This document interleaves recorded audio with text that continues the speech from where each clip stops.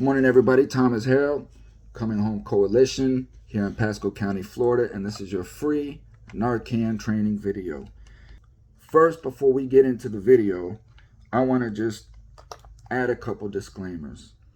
First and foremost, before you get into this situation, you have to understand that you are walking into a very, very volatile situation. You have no idea what is going to be on the other side of this individual when you wake them up with this NARCAN. So you yourself have to remain very, very clinical, surgical, unemotional. You cannot attach yourself to what is going on and just remain focused on what it is that you are getting ready to do. You just have to remain focused. Don't set no expectations other than the worst. And I'll share a story before we get into the training video of what it is that I'm explaining. But you yourself have to register and make sure that you are not putting yourself in no dangerous situation.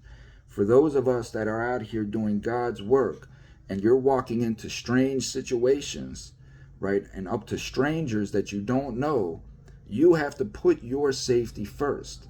And if you are not confident in your abilities to defend yourself or anything of that nature, I recommend that you do not do anything other than just call 911, possibly stay on the scene and wait for somebody to arrive. But do not walk into no situation unless you know that you can remain clinical, unemotional, and that you can defend yourself from being hurt or putting yourself in a dangerous situation. The other day, I'm traveling down a road out here in Pasco County called Moon Lake. Now, Moon Lake is a very, very known area for a high density of drugs, right, and addicts. And on this particular day, it was 2 o'clock in the afternoon, midsummer heat, right? I see this individual laid out on the sidewalk. So I pull over, nobody's on the scene, there's just a body laid out on this sidewalk. I pull over, and I already put myself in the expectation that I'm walking up on a dead body. So as I'm walking up, I'm about 5 feet away, I start yelling out, "Yo, yo."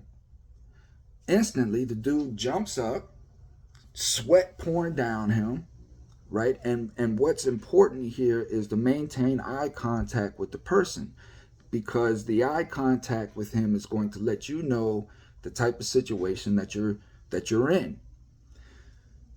This person was very incoherent. His eyes could not focus. I knew that he was high as a kite in that moment, and I asked him, "Are you okay?" He responds to me, "Of course I'm okay. Why do you ask?"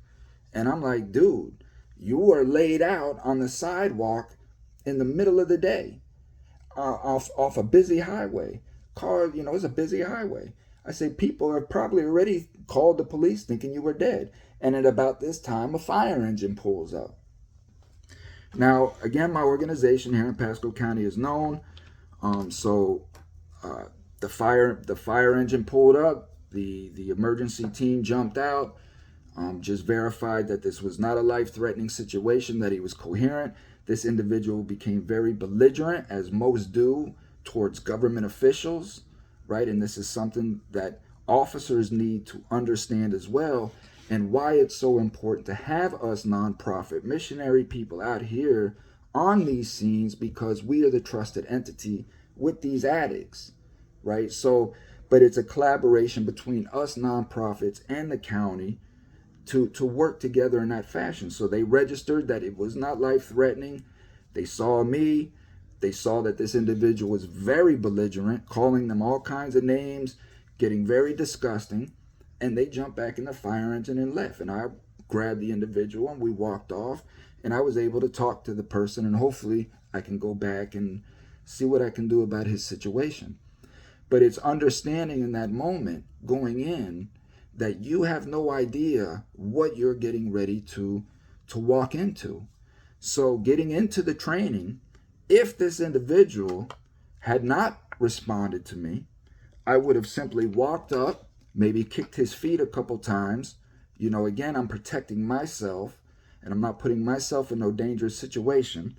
So I kick his feet a couple times, If there's still no response, I may walk around to the head, to the top of the body, right? Again, put myself in a position to where I can defend myself, if anything, and I just try to see if I can wake the person up. Maybe give them just a couple light taps. Yo, yo, yo, yo. If still nothing, I will grab my NARCAN. I will crack the box. The NARCAN comes with 2 packages. Instructions. When you take the one package out, there's instructions in here as well. You peel, you bring out the canister. Now the canister is going to look like this when it comes out. As you can see right here, this little red tab is going to be down. Now, inside of this red tab is the medicine, the NARCAN medicine. It is spring-loaded for 1 shot. As you can see, the needle down in there, spring-loaded for 1 shot. So before I administer this again, I will give a couple more taps. Yo, yo, hey, I'm going to administer you NARCAN. I'm going to administer you NARCAN. Now, whether they're registering or not, they can hear you. And maybe whatever long distance land that this individual is in, your voice may register to them and bring them back from wherever they're at. So always continue to use your voice in a commanding voice, a parental voice, right? Be the dad, be the mom in that moment. Try to bring them back from whatever land that they're in. Let them know that you're getting ready to administer the NARCAN. You take the NARCAN. You make sure that their head, first and foremost, is make sure that they're flat. You want to make sure that their air tunnel is as open as possible, almost like you're administering CPR, which is why CPR training is a must as well. So you want to just lift, make sure all of this is as open as possible. Take the tube. Again, this is why you have to remain calm so that you remember these steps. You're not panicking, anything like this, because you can start to panic when you see somebody dying in front of your eyes. So when you have everything prepared, you take this, stick it in the nose, 1 shot, wham, and you wait. 9 times out of 10, within a few seconds, it's going to snap this person out. So if that does not happen, you wait anywhere from at least 2 to 3 minutes. Again, make sure you look at your clock. If you don't have one, guesstimate the best that you can, but just remember that time differs in these situations. And what seems like 3 minutes may have only been about 3 seconds. Again, but as long as you're calm and you're registering, you know what's going on. If nothing happens in that moment and this person is still unconscious, you take the second pack, open it up, same application, only opposite nostril.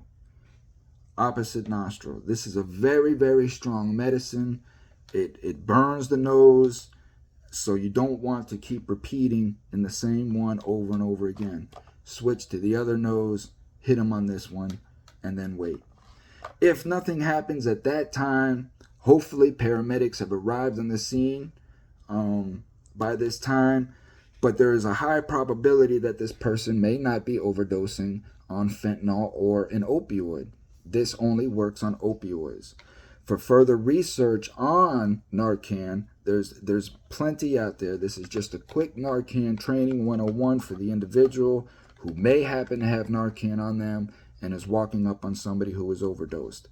When this person wakes up, right after you administer this, again, keep yourself away from any way that this person can reach up and grab you, panic, anything of that nature.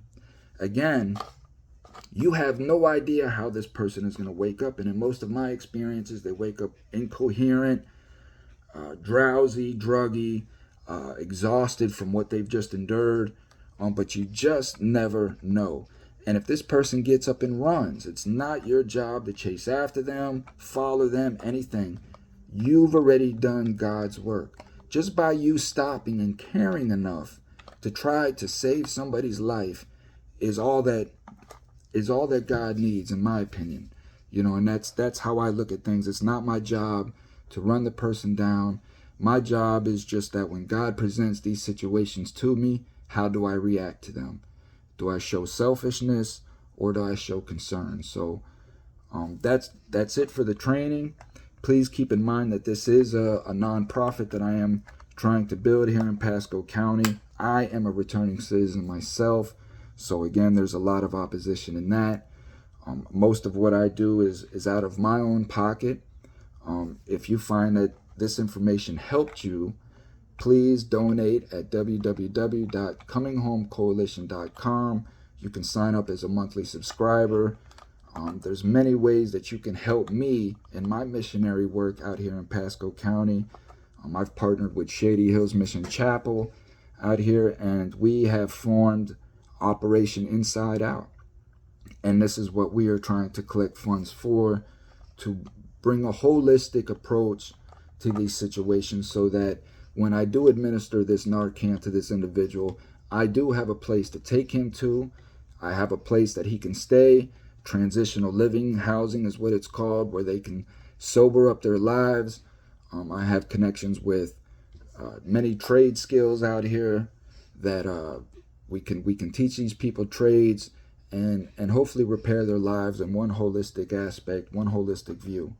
So if this is something that you would like to be part of, again, please visit www.cominghomecoalition.com and contribute to the cause. This is the nation's #1 epidemic right now. This is in all homes, all communities, everywhere. And we have to come together to combat this, and it takes resources to do that. So please find a way to give.